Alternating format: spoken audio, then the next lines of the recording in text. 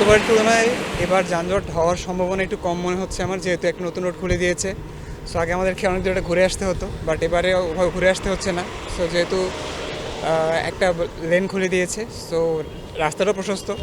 So আশা করছি আগের বার তুলনায় এবার জ্যাম কম হবে।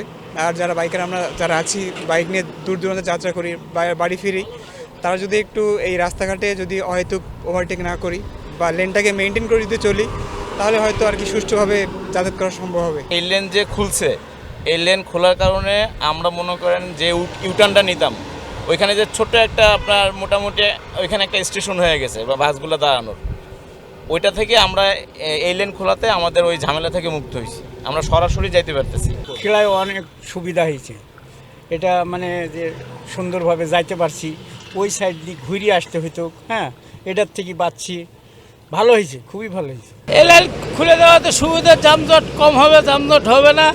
এদিক দিয়ে মনে করেন ঘুরে গেলে যানজট হতো, আর এখন এলেঙ্গাতে যানজট হয়। কালকে সারা রাত ওখানে জাম খাটছি। রাস্তা খুলে দেওয়ার কারণে আমাদের অনেক সুবিধা হইব, এবং যানজট থাকবে না, যাত্রী ভোগান্ত হবে না। আল্লাহ তারেক ভাই যে ইয়ে করছে, অনেক সুবিধা আমাদের বগুড়ার উন্নয়ন হইব। ঈদ উপলক্ষে এখানে তো জাম হবে না, কিন্তু এখানে লেন আলাদা আলাদা করা। আমরা এখান থেকে তেমন টাঙ্গাইল থেকে তেমন চলে আসি, আলাদা লেন বামে চলে যাই। আবার যখন আপনার পাবনা চলে যাবে, পাবনা লেন আলাদা, আপনার রাজশাহী রেল আলাদা, তার দাম তো হওয়ার কোনো কথাই নেই। এখানে দারদারভাবে সুন্দরভাবে আরামসে চলে যাবে। আর যদি জাম হয়, কোনো একটা দুর্ঘটনা হইলে তখন এক্ষেত্রে দেখা যায় রাস্তায় 210 মিনিট আধা ঘন্টা বসে থাকতে হয়, এছাড়া তো থাকা লাগে না। গতবারে অনেক জাম খাটছিলাম আমরা, কিন্তু সেবারের তুলনায় এবারে আমাদের কোনো যানজট কোনো কিছু নাই। আশা করি আমরা ঢাকা থেকে আসছি, এবারে কোনো জাম পাই নাই এখানে। এরকম যদি থাকে তো আমরা সঠিক সময়ে আমরা মালামাল নির্দিষ্ট গন্তব্য স্থানে পৌঁছে দিতে পারবো। আর আপনারা খেয়াল করবেন, যানজটটা হয় একটা কারণে, যে কোচগুলো লোক তোলে, যে মনে করেন পিছনে যে জাম করার জন্য, যে সামনে ওর আগে গাড়ি গেলে যাইয়ে ওরা ওভারটেক করলে আর লোকগুলো নই তুলে নেবে থেকে, পিছনে যে কোনো গাড়ি থাক, অ্যাম্বুলেন্স থাক, রুগীর গাড়ি থাক, লাশের গাড়ি থাক, ওগুলো গাড়ি মানবে না, ওই গাড়ি জাম করে নিয়ে লোক তুলে নেবে। ঈদের জন্য আমাদের অত্যন্ত স্বস্তি হয়েছে এবং আরামদায়ক হয়েছে। আমরা নির্বিঘ্নে এই রাস্তায় যাতায়াত করতে পারছি। বিশেষ করে ঢাকা থেকে বগুড়া, রাজশাহী, পাবনার যারা যাত্রী আছে, সাধারণ যাত্রী আছে, এরা যানজটের হাত থেকে অনেকটাই আমরা মুক্ত হয়েছি এবং অনেকটা সহজভাবে আমরা যাতায়াত করতে পারছি। ইন্টারচেঞ্জটা পুরোটা কমপ্লিট হলে আমাদের জন্য আরও সহজ হতো। আপনারা নিশ্চয়ই জানেন যে হাটিকুমরুল গোল চত্বর একটি ব্যস্ততম জায়গা এবং এটা উত্তরবঙ্গের একটি প্রবেশদ্বার। ঢাকা থেকে উত্তরবঙ্গে যে মানুষগুলো ঢোকে, এটা হাটিকুমরুল হয়েই যাওয়ার একমাত্র রাস্তা।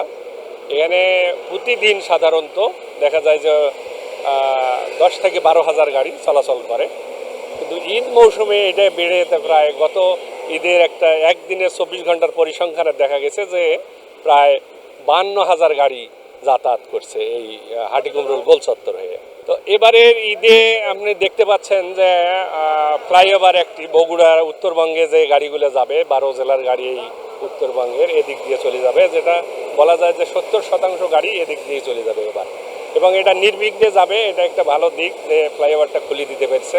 এরা অনেক কষ্ট করছে, এটা দিন রাত পরিশ্রম করে এটা কিন্তু আসলে সম্ভব হয়েছে। তা ঘরমুখী মানুষ ঈদের যারা ঈদ করতে আসতেছে, তারা যাতে নির্বিঘ্নে যাইতে পারে। এবার হাইওয়ে পুলিশের পক্ষ থেকে আমাদের একটা ব্যাপক প্রস্তুতি আছে। প্রত্যেকটা মোড়ে মোড়ে আমাদের অফিসার ফোর্স আছে এবং টহল গাড়ি আছে, মোটরসাইকেল মুভমেন্ট আছে, সব মিলিয়ে আমাদের ব্যাপক প্রস্তুতি আছে। প্রায় 150 পুলিশ আমরা এখানে কাজ করতেছি হাইওয়ে পুলিশের পক্ষ থেকে। এতে ওই এপিবিএনের ফোর্স আছে এবং জেলা পুলিশ আছে, আমরা আছি। সব মিলিয়ে ইনশাল্লাহ ভালোভাবে ঈদ পার করতে পারবো, কোথাও জ্যাম হবে না বলে আমরা আশা করতেছি।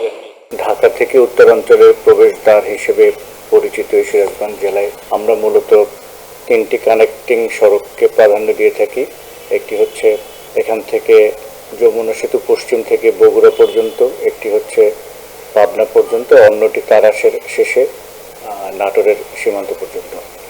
এই 3টি পথে আমরা সাধারণত সড়কের নিরাপত্তা বজায় রাখাটাকে সবচেয়ে বেশি গুরুত্ব আরোপ করি। গত বছর আপনারা দেখেছেন ঈদ উল ফিতরের সময় যেভাবে পুলিশ সদস্য এবং কর্মকর্তারা বিভিন্নভাবে দায়িত্ব পালন করেছেন, এই ঈদ উল আজহাতে একইভাবে, এবং তার চেয়ে যেহেতু এবারে গরু পরিবহনের একটি বিষয় রয়েছে, আমরা সেটিকে মাথায় রেখে বিশেষ গুরুত্ব আরোপ করে এই পরিবহনগুলো যাতে নিরাপদ এবং নিশ্চিন্তে যারা ব্যবসায়ী রয়েছে তারা যাতে সম্পন্ন করতে পারে সেই লক্ষ্যে যাবতীয় পদক্ষেপ ব্যবস্থাপনা আমরা গ্রহণ করেছি।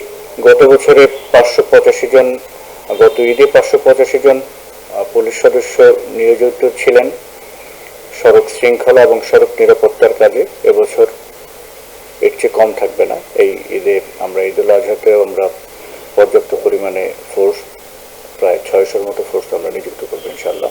একটি সমস্যা থাকে যে বৃষ্টির সময় রাস্তার পাশে বেশ কর্দমাক্ত থাকে, যানবাহনের চাপ বেশি থাকে।